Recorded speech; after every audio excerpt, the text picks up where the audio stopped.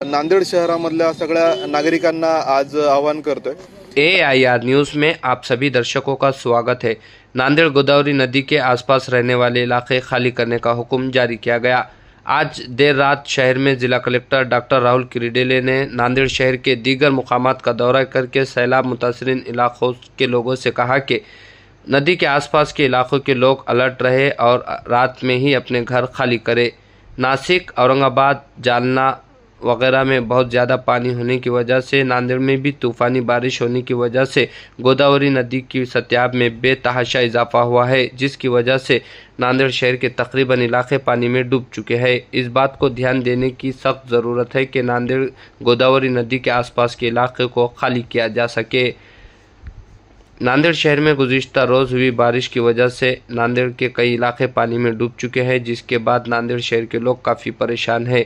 लेकिन फ़िलहाल इस वक्त ख़तरा बहुत ज़्यादा है, इसीलिए आज जिला कलेक्टर देर रात गए नांदेड़ शहर के दीगर मुतासरीन इलाकों का दौरा किया और आवाम से अपील की कि इनकी बात को संजीदगी से ले ताकि किसी का जानी नुकसान ना हो सके।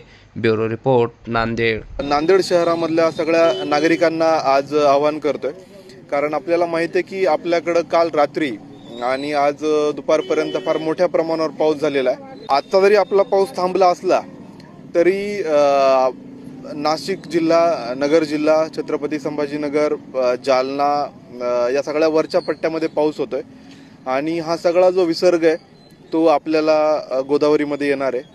आणि आता जे इरिगेशन विभागाचे जे आकडे आहेत त्यामध्ये हा विसर्ग 3-3.25 लाखापर्यंत जाऊ शकतो। एवढा विसर्ग आतापर्यंत आपण कधीच केलेला नाहीये। त्यामुळे आपली आत्ताची जी पाण्याची लेवल आहे ती 353.5 आहे, म्हणजे डेंजर लेवलला आपण जवळजवळ पोहोचलोय। आणि 2006 साली 357 लेवल आपली झाली होती।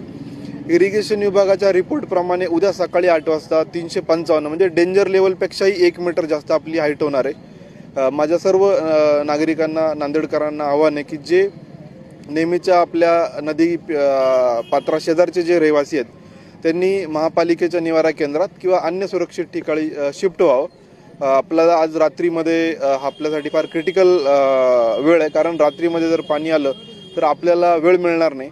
तर हे सगळ्यांना आव्हान आहे की आपण प्रशासनाला सहकार्य करावं, रात्रीतून शिफ्ट व्हावं आणि उद्या सकाळनंतर आपण परिस्थिती परत एकदा बघू आणि मग ती परिस्थिती बघून आपल्याला पुढचा निर्णय घेता येईल। धन्यवाद।